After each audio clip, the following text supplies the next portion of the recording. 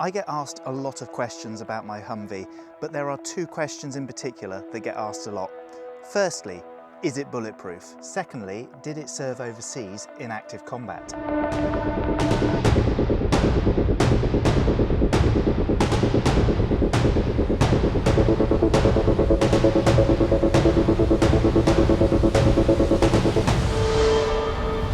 Welcome back to the channel. Another Humvee video for you today. Sorry it's been a while since the last one, been very busy. If you haven't seen any of our last videos about this epic machine, be sure to check those out. So, first question, is it bulletproof? In some ways it's a simple yes-no question, but it's far more nuanced than that, and the evolution of the Humvee as a vehicle and how it's served in various parts of the military has influenced that question. So let's get started, go around, and I'll sort of talk a bit more about how this question is a bit deeper than it first appears. We can see here, this is a canvas door that is looking rather sorry for itself. It's a bit damaged, it needs replacing, but there is absolutely no bullet resistance at all, obviously, in that. You could probably shoot that through with, well, an air rifle will go through that. Also, if we look down here, this is the main body of the Humvee. Now this is actually very thin aluminium. There's not much bullet resistance to that at all. Again, probably a .22 rimfire rifle round, that would just go straight through that. So yeah, it's not looking great. Again, further back, it's all the same. It's a very soft skin vehicle. Now, this is in its sort of most basic configuration. This particular example, an M1123, again, has canvas roof, canvas back, and it does have glass windscreens, but these are just standard automotive laminate windscreens like you'd have in any other car. They're not going to stop anything at all. However, as a base variant, there were other options. You may have seen the X doors on the Humvees, which have the iconic sort of X. They are made of a Kevlar composite, which again, you think Kevlar, that's going to be bulletproof. It's not really designed for that. It's designed for blast protection, so fragmentation, you know, lumps of metal, bits like that flying through the air from nearby explosions. It's not designed to take direct bullet impacts. And one of those X doors, it will not stop a rifle caliber round, that will go through. Same with the glass in the X doors. They are usually, I think it's about 5/8 of an inch to 3/4 inch polycarbonate, which again seems pretty tough, but it's not designed to stop even rifle fire. So yeah, that seems a bit surprising for a military vehicle. However, following the events in Somalia in the early 1990s, which of course was made famous by the film Black Hawk Down, the limitations of the soft-skin Humvees quickly became apparent. Driving through an urban setting with bullets raining down from AK-47s from rooftops quickly showed how vulnerable the Humvees were, and unfortunately there were casualties. Now this led to the military deciding to up-armour Humvees and make them far tougher in relation to bullet resistance, blast resistance and the like. This led to the creation of the first up-armoured Humvee, the M1109, in the sort of mid-90s. Now this had bullet-resistant glass to, I believe, 7.62 NATO. It had armoured panels, it had protection from nearby blasts, fragmentation, shrapnel, that kind of thing, and allowed the crews to be far better protected and offer far greater survivability in a combat situation. Now, moving on from that, because those ones I believe weren't that reliable, in I think 1996, the M1114, lots of ones there, was introduced, and again, that became more reliable, better protection for the crew, and just another step up. Fast forward to 2003 and the Second Iraq War, and some serious problems were uncovered in the Humvee program. Now, believe it or not, Humvees were shipped out to Iraq almost in this configuration. Some even ended up there with canvas and X doors. Not that many of the actual armoured ones ended up there to start with, and that caused big issues. There was some serious loss of life, unfortunately, because of this, and very quickly the US military realised that something needed to be done. You may remember, I was obviously quite small at the time, but searching back, looking in the archives, there were pictures coming out of Iraq where basically soldiers were creating their own armour systems for these Humvees. It became known as hillbilly armour, and you had these what in effect were gun trucks with bits of plywood, sandbags, random bits of armour off whatever they could find, bolted on the side, just to make them safe, which was not a good look. However, the various branches of the military quickly realised that something needed to be done. And this brings us back to my Humvee. Now, as it is today, my Humvee is obviously not bullet resistant with all this canvas, thin aluminium panels. However, this was very different before it was demilitarised and auctioned off. Now, if we look closely, there are a lot of holes all over it. Now, these holes tell a story.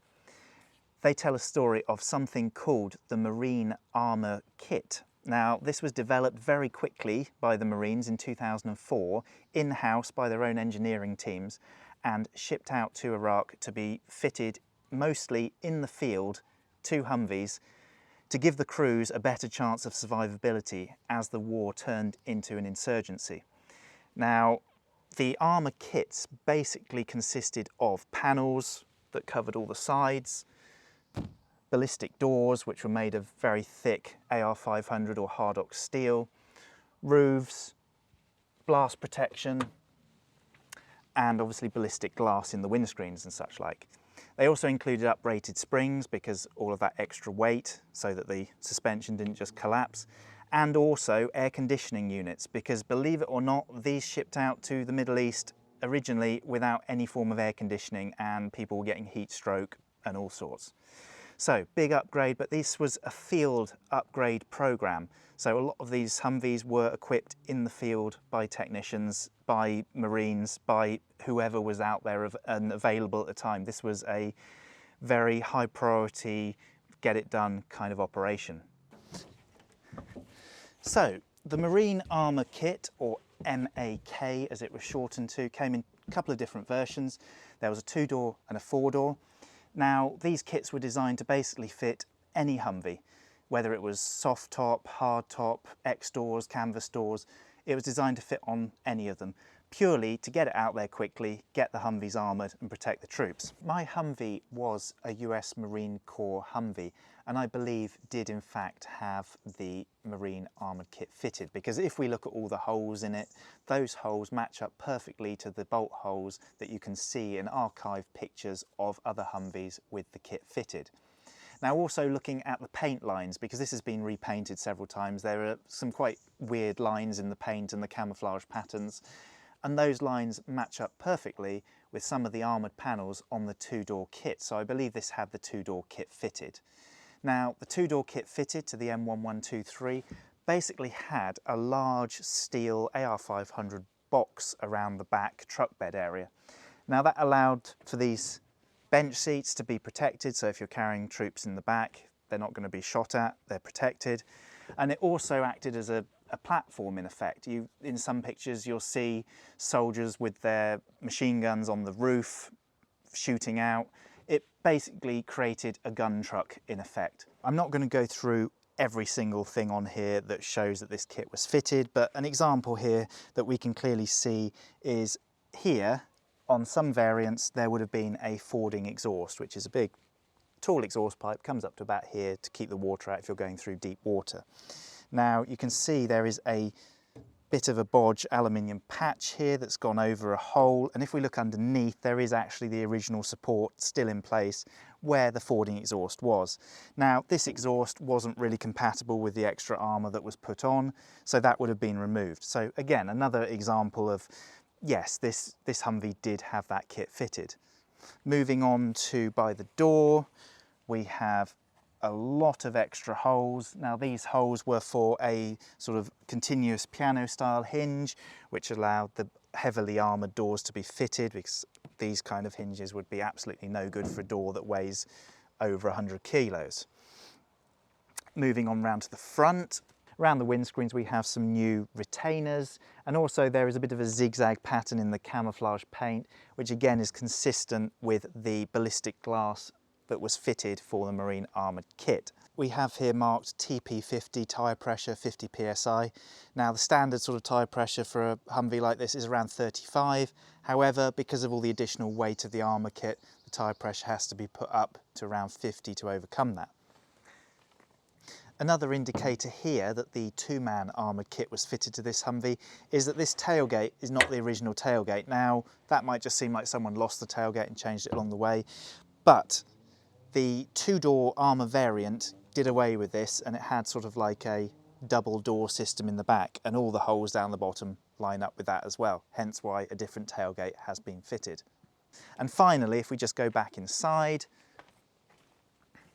poking up in the centre at the back are two hoses which would have originally gone up to the roof, and they are for the air conditioning system that was also installed. So back to our original two questions. Firstly, is the Humvee bulletproof or bullet resistant?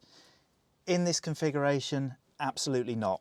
With the marine armour kit that was fitted to this particular one, yes, absolutely to some degree, but obviously like everything, you shoot it enough with a big enough calibre, big enough artillery piece, it will succumb to it. And on to question 2. Did my Humvee see active combat overseas? Now this question is a bit harder to answer.